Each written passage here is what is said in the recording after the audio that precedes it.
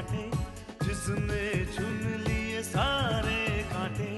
फूल ही फूल जिसने है बांटे, जिसने चुन लिए सारे कांटे। राज छोड़ दिया, ताज छोड़ दिया, राज छोड़ कर राज छोड़ बनवास जिसने झेला। सौतेला सौतेला सौतेला।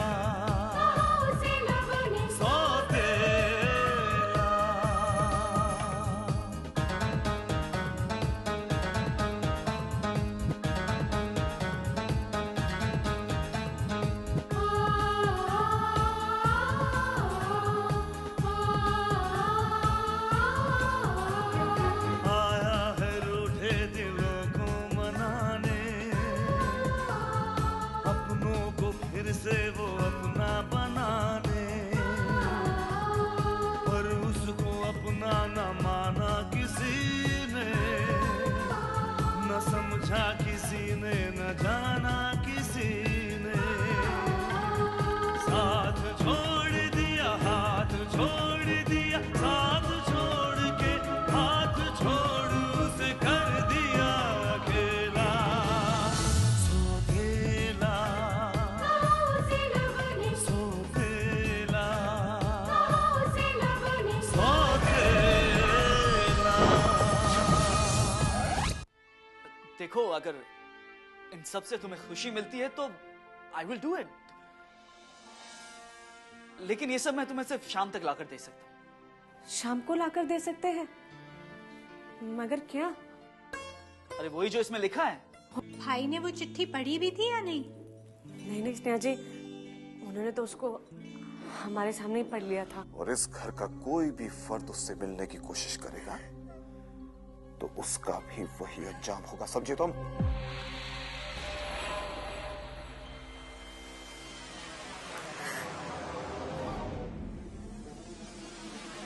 मुझे आपकी लाडली गौरी ने ये लिस्ट देकर कहा कि इसमें जो भी लिखा है सब लेकर आना।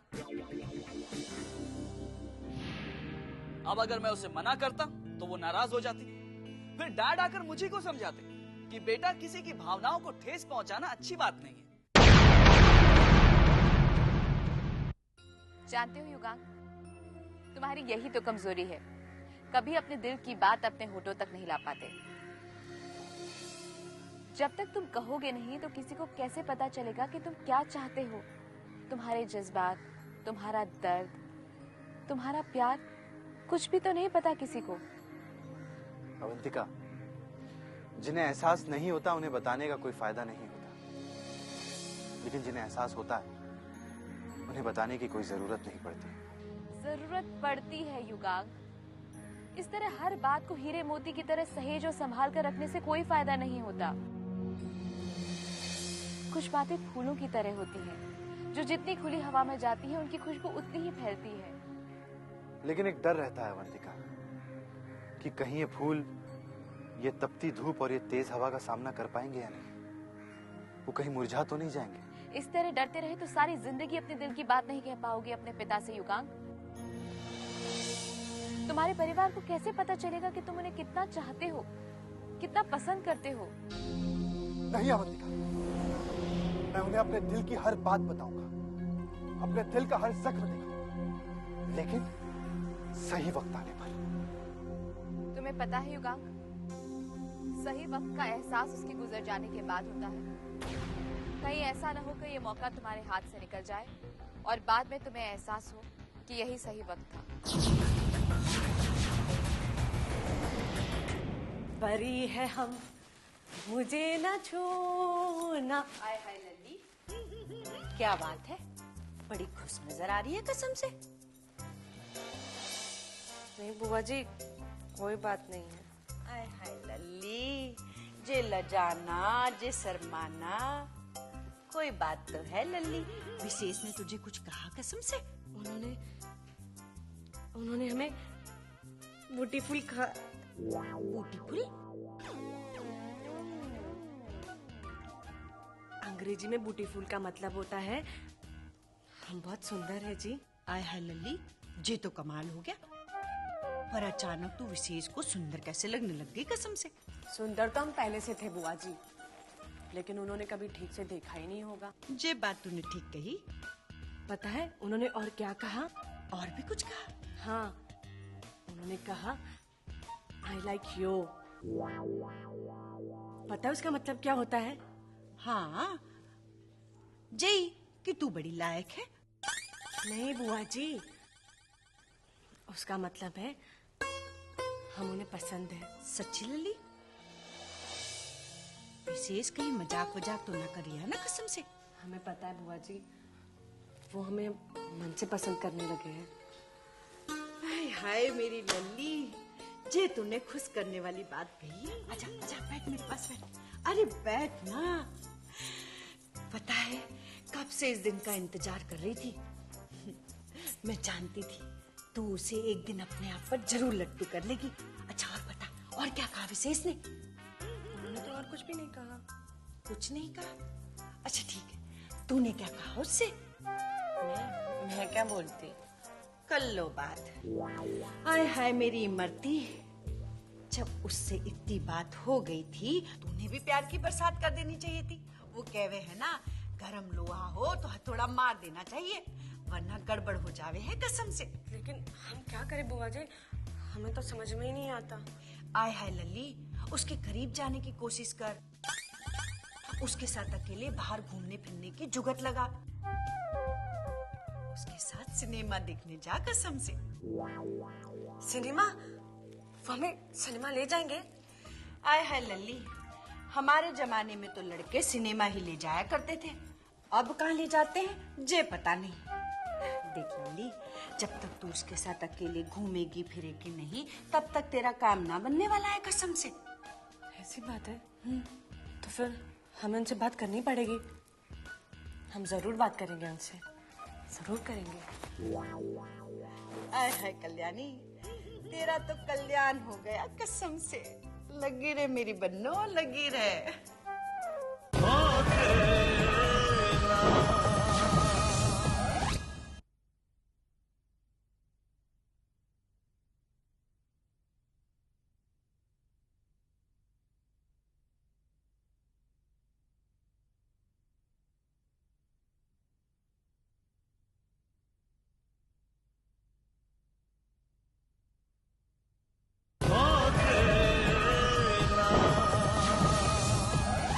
डोंट वरी बाबूलाल जी, पिछली बार की तरह आपको इस बार वेट नहीं करना पड़ेगा। आपका माल सही समय पे पहुंच जाएगा। Okay, thank you.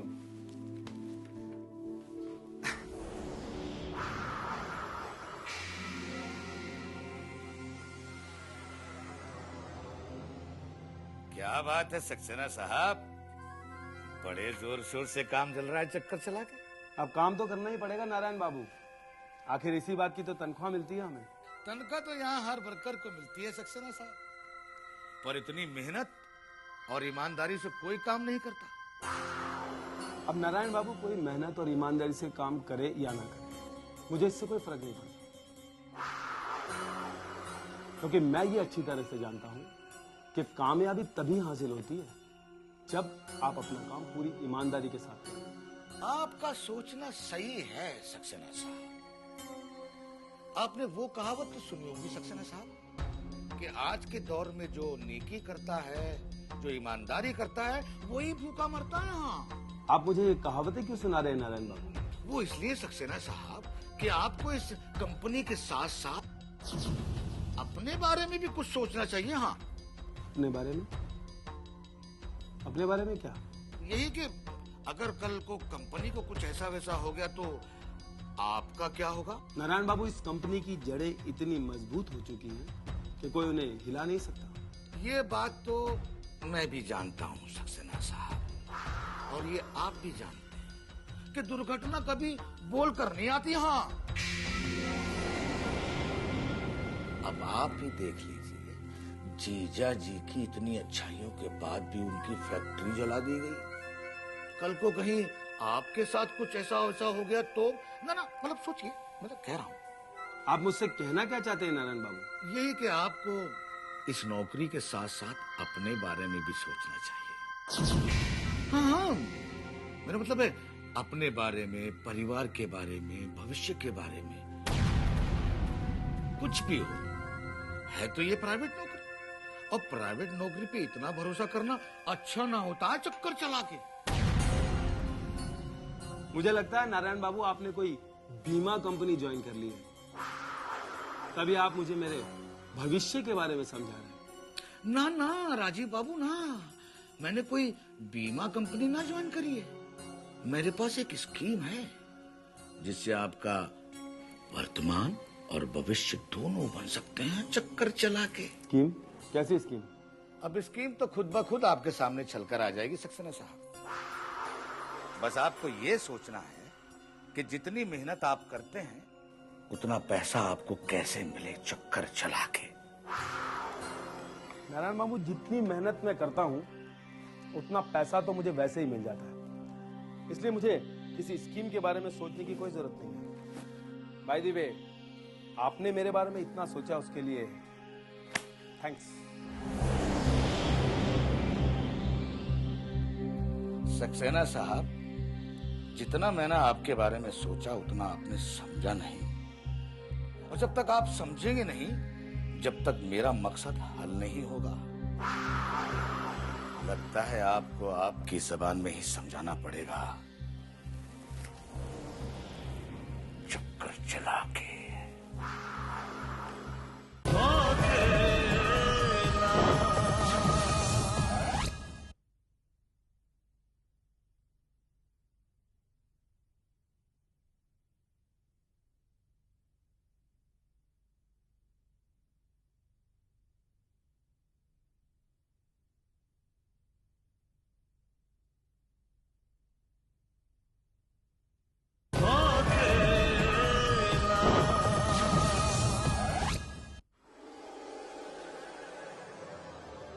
हाँ, देवराज चौधरी,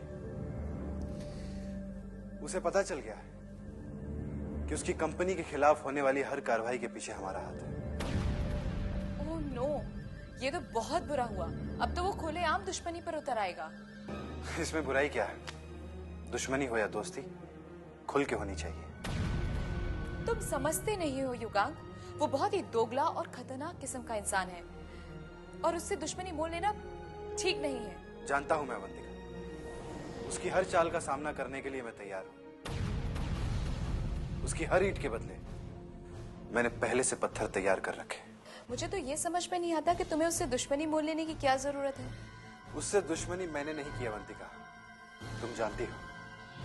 उसने खुद मुझे अपना दुश्मन बनाया है। उसने तुम्हें एक फोन ही तो किया था युगांक। उसकी दुश्मनी मिस्टर आर्य से है, तुमसे नहीं। वो मेरे पिता हैं अवंतिका, और मेरे पिता का दुश्मन मेरा दोस्त तो नहीं हो सकता। माना कि मेरे पिता ने मुझे अभी तक अपना नाम नहीं दिया, लेकिन इन रगों में बहने वाले हर खून के कतरे पर उनका नाम लिखा है, और उस नाम के लिए मुझे अपने खून का हर कतरा भी बहाना पड़ा तो मैं पीछे नहीं हटूंगा। आई एम सॉरी युगांक, मैं तुम्हारे जज्बात को ठेस नहीं पहुंचाना चाहती थी। मैं जानती हूँ कि तुम अपने डैड को बहुत चाहते हो, लेकिन इस तरह से तुम उनके लिए किस किस को अपना दुश्मन बनाओगे? मैं जानता हूं अवंतिका कि तुम्हें मेरी बहुत फिक्र है, लेकिन तुम घबराओ मत।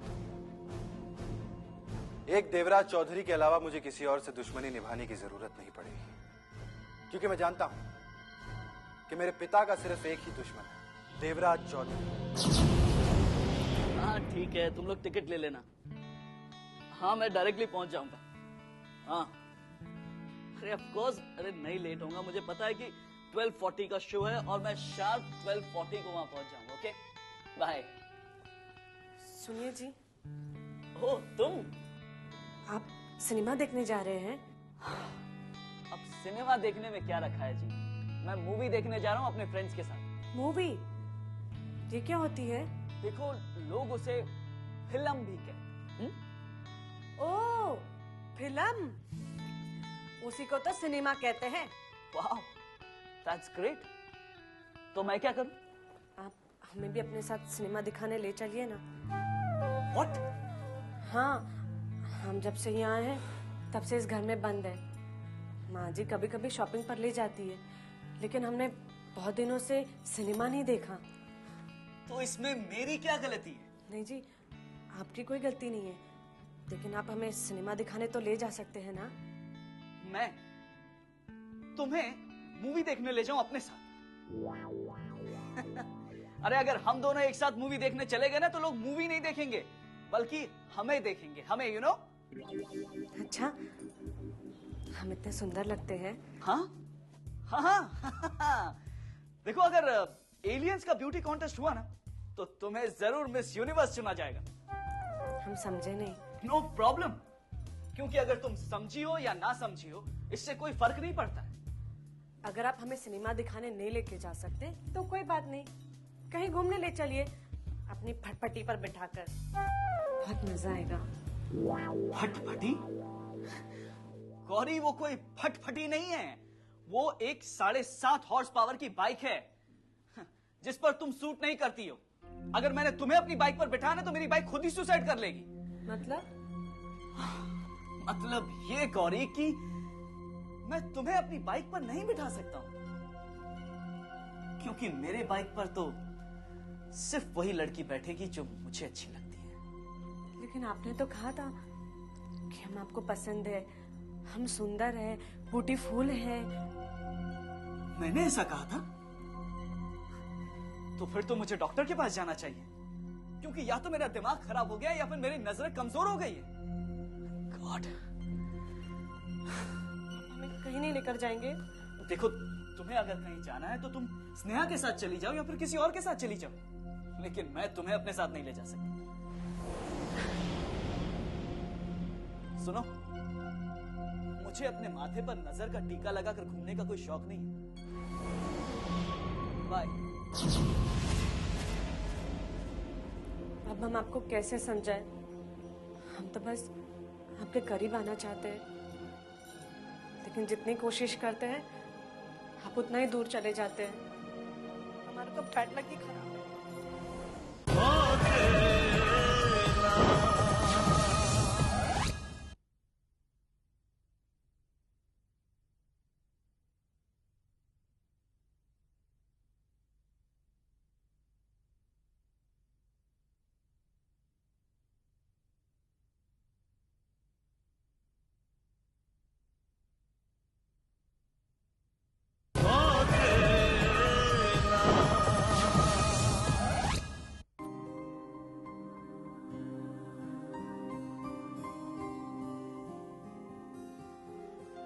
गुड मॉर्निंग साहब।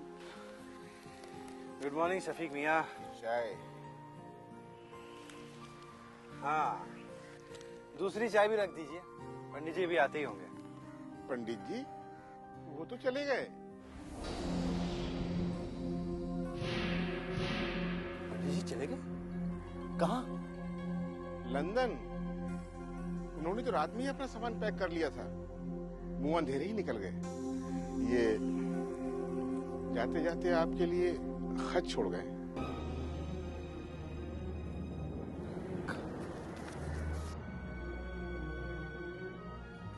युगांक, मेरे इस व्यवहार के लिए मुझे क्षमा करना। मैं तुम्हें बिना सूचित किए ही लंदन जा रहा हूं। मैं जानता हूं यदि मैं तुम्हें बताता तब तुम मुझे कदापि जाने नहीं देते, परंतु तुम जिस चक्रव्यूह में फंसे हो उसमें से निकलने के लिए तुम्हें समय भी चाहिए और पर्याप्त धन भी। और यदि हमने लंदन में अपने व्यवसाय को सुचारू रूप से नहीं चलाया तो तुम्हें समय तो मिल जाएगा, परंतु धन की क्षति सहनी पड़ेगी। इस समय इस युद्ध में हम दोनों को दो भिन्न भिन्न स्थलों पर मोर्चा संभालना होगा। यही समय का आग्रह है। ये आपने क्या किया पंडित जी? इस लड़ाई में मुझे आपकी बहुत जरूरत है। मैं आपके बिना क्या करूंगा?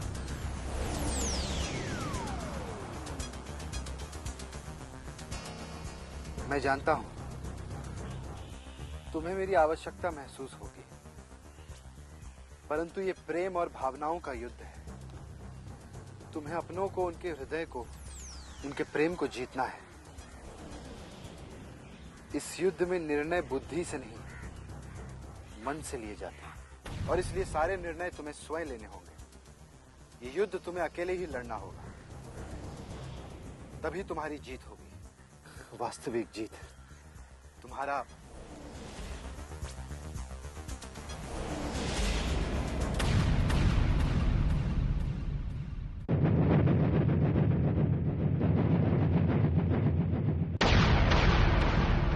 आंखों में ख्वाबों की बारात लेके,